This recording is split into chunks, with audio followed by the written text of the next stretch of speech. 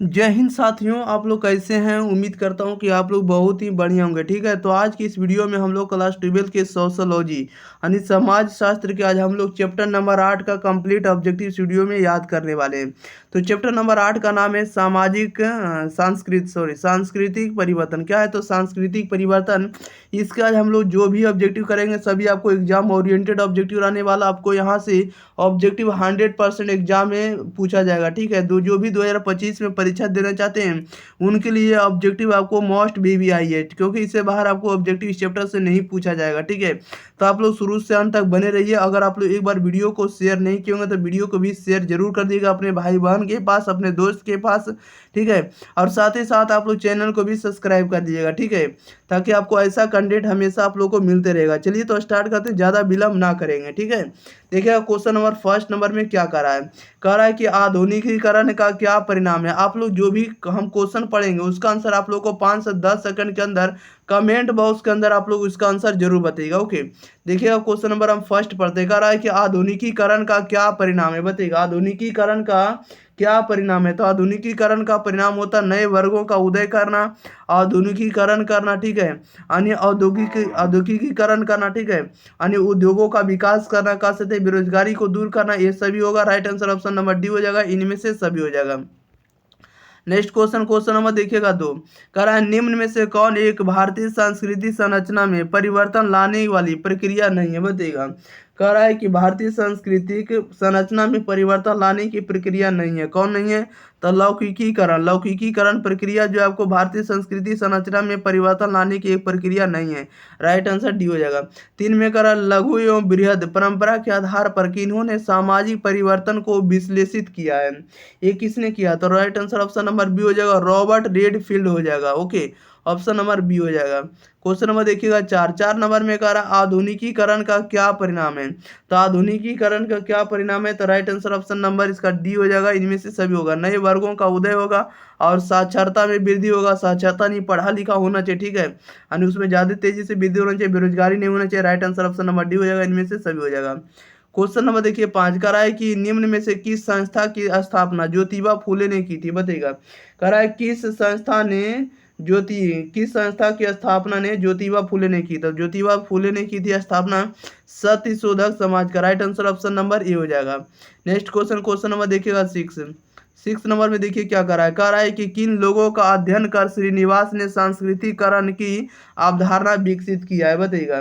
कह रहा है कि किन लोगों का अध्ययन कर श्रीनिवास ने संस्कृतिकरण की अवधारणा विकसित किया है। राइट आंसर ऑप्शन नंबर इसका डी हो जाएगा, कुर्ग ने। ठीक है, कुर्ग लोगों का अध्ययन करके श्रीनिवास ने संस्कृति का अध्ययन किया। ठीक है, क्वेश्चन नंबर 7 में करा है किसने संस्कृतिकरण को प्रत्याशित सामाजिकरण की प्रक्रिया कहा है। राइट आंसर 7 का हो जाएगा, ए हो जाएगा, योगेंद्र सिंह ने कहा। ओके, क्वेश्चन नंबर देखिएगा 8 में करा भारतीय समाज में सामाजिक स्थिरीकरण का बुनियादी आधार क्या है, बताइएगा। कह रहा है भारतीय समाज में सामाजिकरण, कह रहा है कि भारतीय समाज में सामाजिक स्थिरीकरण का बुनियादी आधार क्या है।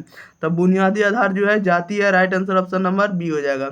9 में कह रहा है निम्न में कौन सामाजिकरण का अभिकरण अभिकरण नहीं, बताइएगा। सामाजिकरण का अधिकरण कौन नहीं है, तो राइट आंसर ऑप्शन नंबर इसका सी हो जाएगा, अपवाह नहीं। ओके, क्वेश्चन नंबर देखिएगा 10 नंबर में कह रहा है कि सांस्कृतिक विमलम्बना का सिद्धांत किसने प्रतिपादित किया है।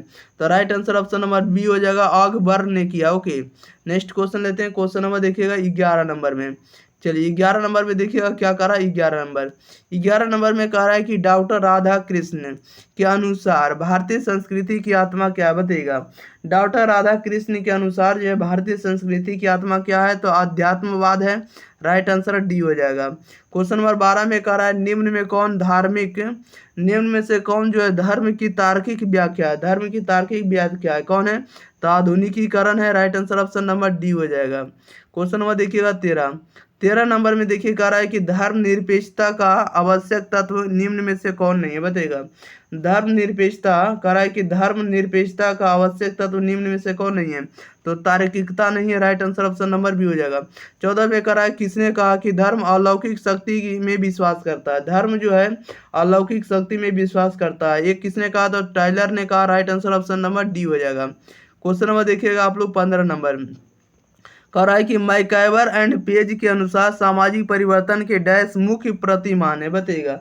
मैकइवर एंड पेज के अनुसार जो है सामाजिक परिवर्तन के मुख्य क्या है, प्रतिमान है। तो तीन मुख्य प्रतिमान है। Right answer option number B हो जाएगा।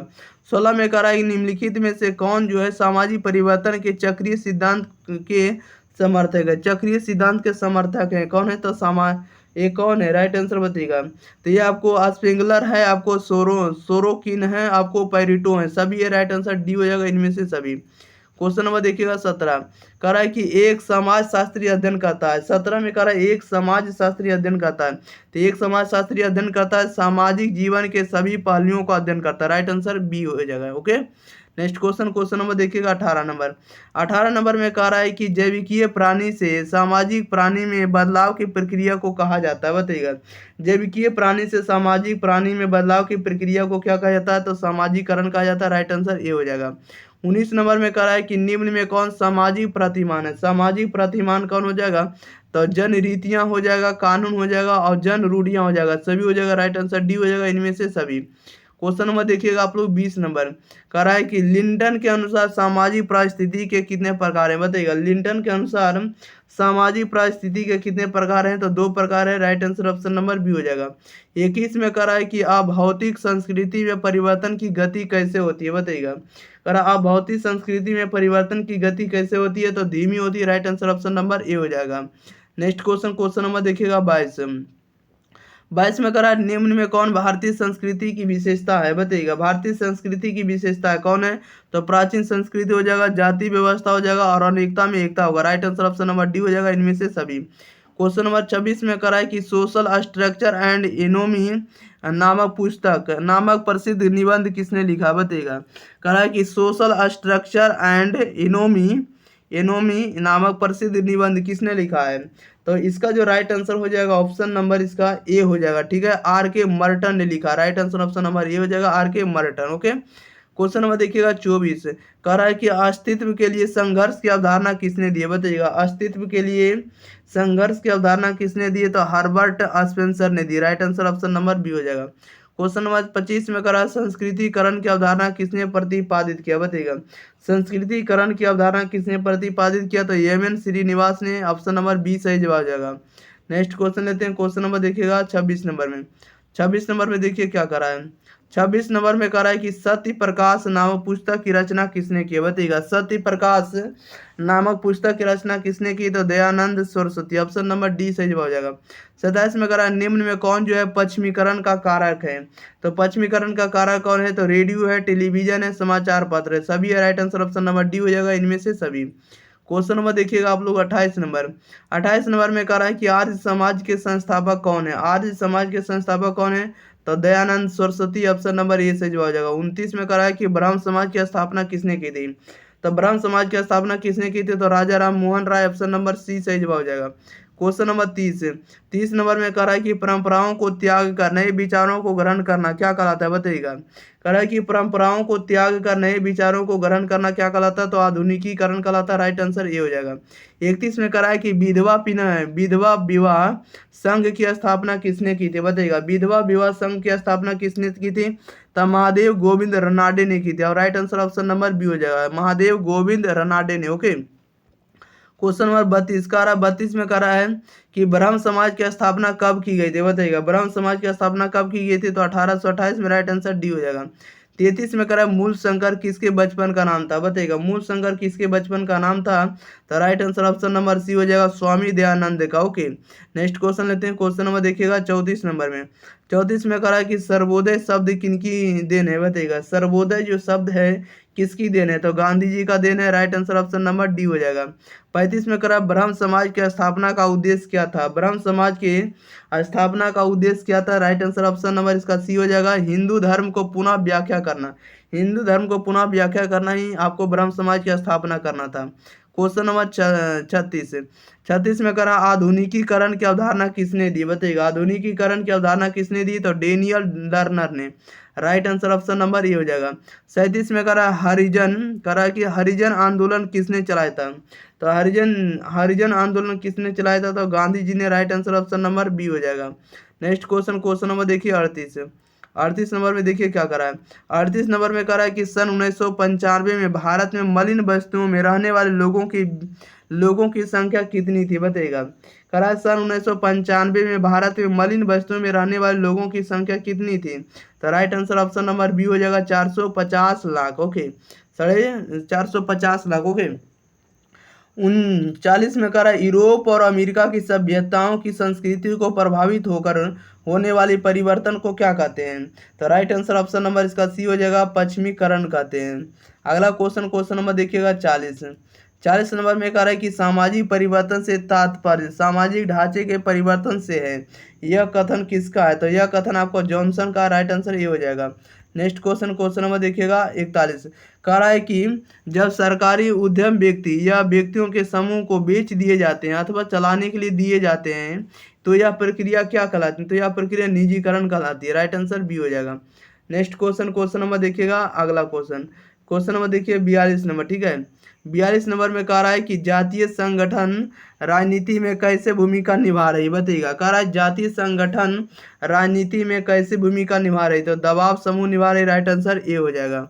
क्वेश्चन नंबर 43 में कह रहा है राज्य की परिभाषा का आधार क्या बताइएगा। राज्य की परिभाषा का आधार क्या, तो राइट आंसर सी हो जाएगा कि जनसंख्या, निश्चित भूभाग, सरकार तथा संप्रभुता पर आधारित है आपका राज्य।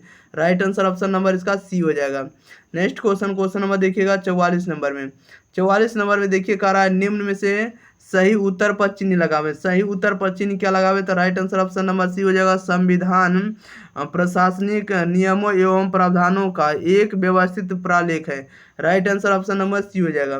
क्वेश्चन नंबर 45 में करा निम्न में से जो सही है उस पर चिन्ह लगाएं। सही कथन पर चिन्ह लगाना, तो सही कथन ऑप्शन नंबर सी हो जाएगा। पंचायत का कार्यकाल 5 वर्षों के लिए निर्धारित है, ये कथन सत्य है। राइट आंसर सी हो जाएगा। क्वेश्चन नंबर 46 में करा है कि निम्नांकित में से आधुनिक राज्य के कार्य हैं। तो आधुनिक राज्य के कार्य कौन है, तो आधुनिक राज्य के कार्य सभी है। राइट आंसर डी हो जाएगा। बाहरी आक्रमण से रक्षा करना, आंतरिक शांति स्थापना करना और आपको लोगों के लिए न्याय की व्यवस्था करना, सभी जो आपको आधुनिक राज्य के कार्य है। तो डी हो जाएगा। इनमें से क्या हो जाएगा, तो इनमें से आपका सभी हो जाएगा। 27 में करा है निम्न में से किसके प्रयास से सती प्रथा उन्मूलन संभव हुआ बताइएगा।